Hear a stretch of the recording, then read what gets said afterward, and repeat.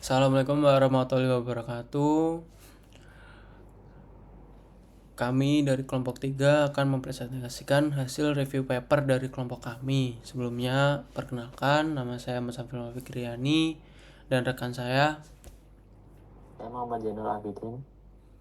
Di sini kami akan mempresentasikan hasil review paper dari kelompok kami, yaitu tentang analisis hubungan aktivitas e-learning dan prestasi akademik. Nah, untuk latar belakangnya, yaitu mahasiswa aktif di e-learning tapi prestasi belum optimal. Kenapa?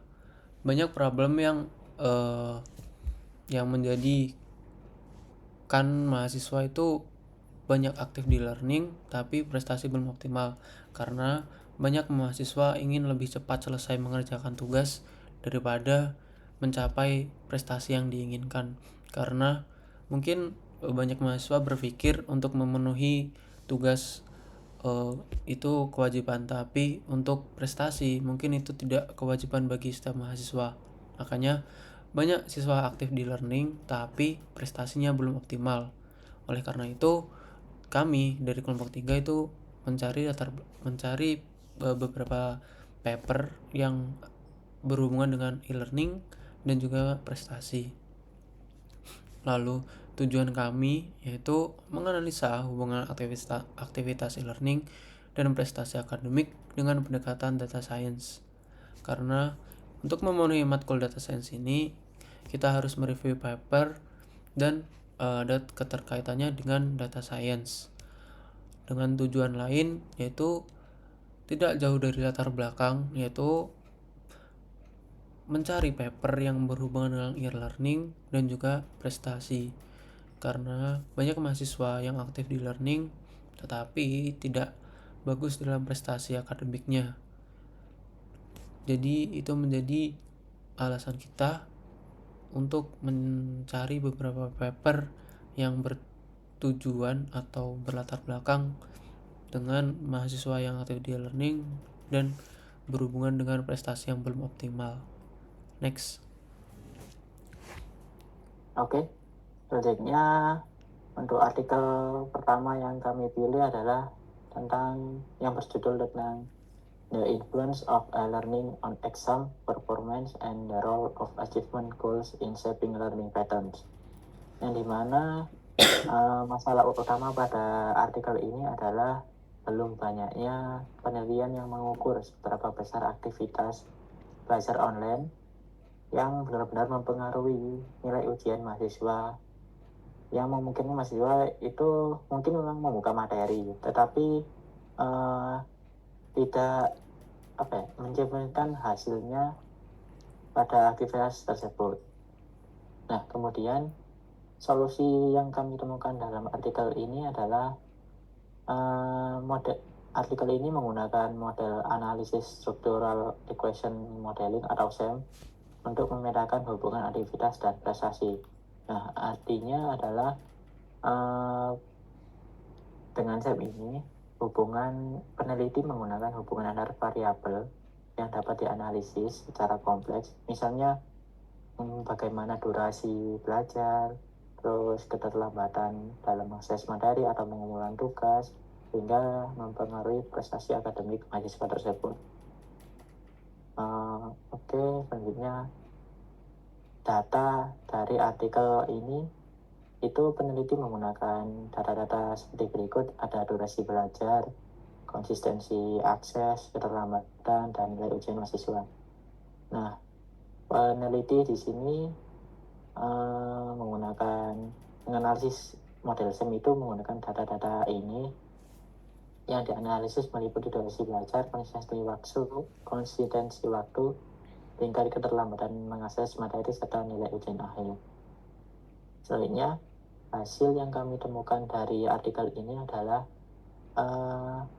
bahwa artikel ini menunjukkan mahasiswa dengan pola belajar lebih konsisten dan memiliki tujuan pencapaian yang kuat itu cenderung meraih nilai ujian yang lebih tinggi. Artinya aktivitas yang teratur dalam e-learning itu memang berdampak positif terhadap hasil akademiknya. Kemudian pada artikel kedua kami memilih artikel yang berjudul The Roles of Academic Engagement and Digital Readiness in Student Achievement in University Learning Environment. Nah, kenapa kami memilih artikel ini? Karena di dalam artikel ini kami menemukan masalah yang diangkat adalah membahas masalah yang mirip seperti artikel pertama tadi, yaitu bagaimana kesiapan digital dan keterlibatan akademik mahasiswa yang berpengaruh terhadap prestasi belajar. Namun, hubungannya di antara faktor-faktor ini masih belum jelas, sehingga perlu dianalisis lebih mendalam lagi. Kemudian solusi dari artikel kedua ini adalah peneliti menggunakan model seperti sebelumnya, yaitu model SAM. Nah, dengan metode ini, peneliti itu sudah mengetahui bahwa kesiapan digital tidak langsung mempengaruhi prestasi mahasiswa, tapi melalui keterlibatan akademik atau engagement sebagai perantaranya.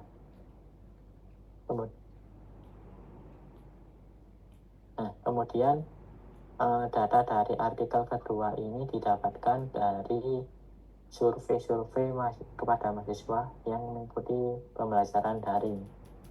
Indikatornya mencakup kemampuan menggunakan teknologi, partisipasi dalam diskusi, dan hasil belajar. Kemudian untuk hasil dari artikel kedua ini adalah peneliti melihat bahwa mahasiswa yang siap secara digital, yaitu dengan lebih aktif terlibat dalam pembelajaran online, dan pada akhirnya menunjukkan prestasi yang lebih baik. Nah, hal ini juga menegaskan pentingnya kesiapan teknologi dalam mendukung keberhasilan e-learning di dalam universitas.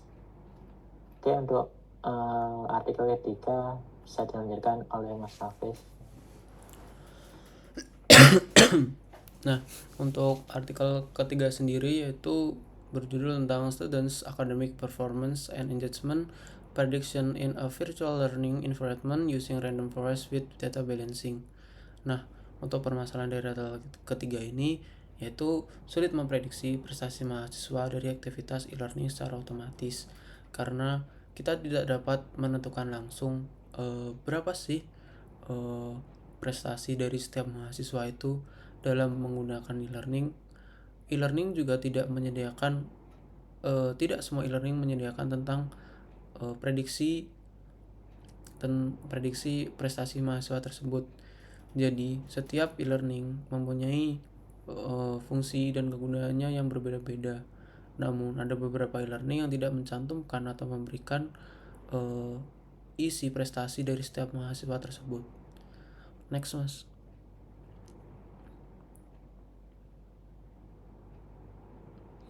Lalu, untuk solusi dari artikel ketiga ini yaitu menerapkan machine learning, random forest, dan smooth untuk prediksi prestasi.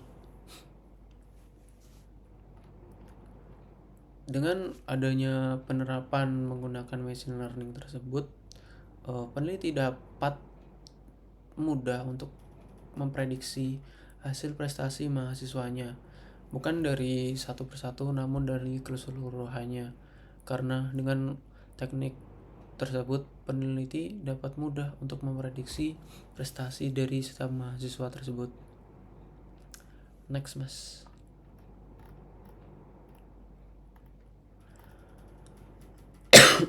Nah, untuk data dari artikel 3 yaitu data outlet atau aktivitas klik, tugas, interaksi forum, dan hasil asesmen. Nah, data yang berasal dari Open University Learning Analytics Dataset atau outlet yang berisi data ribuan mahasiswa mencakup aktivitas klik di VLE, tugas forum, hingga nilai asesmen. Nah, peneliti dapat melihat data-data dari aktivitas mahasiswa tersebut, lalu ada aktivitas tugas, interaksi forum, dan hasil asesmen. Tetapi ada beberapa aktivitas yang lain seperti pekerjaan kelompok atau tugas tambahan dari dosen yang bisa menunjang prestasi beberapa mahasiswa yang diajarkan oleh beberapa dosen yang mendapatkan tugas tambahan. Tugas itu dapat memprediksi atau menambah prediksi prestasi dari mahasiswa yang diajarkan dosen tersebut. Next, Mas. Nah, output atau hasil dari artikel ketiga ini, model prediksi akurat atau AUC 0,96 efektif mendeteksi risiko akademik rendah. Hasilnya sangat bagus. Model prediksi mencapai akurasi tinggi dengan nilai AUC sebesar 0,96. Model ini terbukti mampu memprediksi mahasiswa beresiko gagal lebih awal, sehingga intervensi dilakukan sejak dini. Oleh karena itu,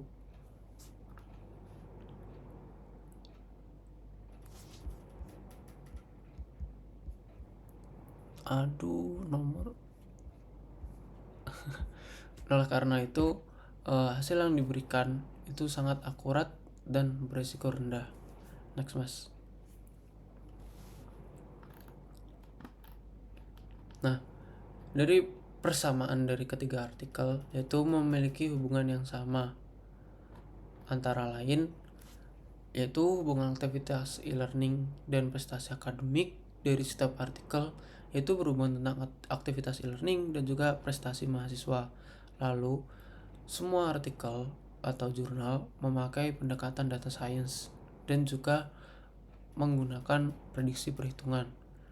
Lalu fokus pada analisis dan prediksi performa belajar atau untuk mengukur prestasi setiap mahasiswa yang ada. Dan ketiga artikel sama-sama membahas hubungan aktivitas e-learning dan prestasi akademik menggunakan pendekatan data science atau dengan SEM dan machine learning seperti tadi. Lalu tidak lupa fokus utamanya yaitu menganalisis bagaimana data aktivitas mahasiswa bisa menjelaskan atau memprediksi hasil belajar atau prestasi mahasiswa. Next.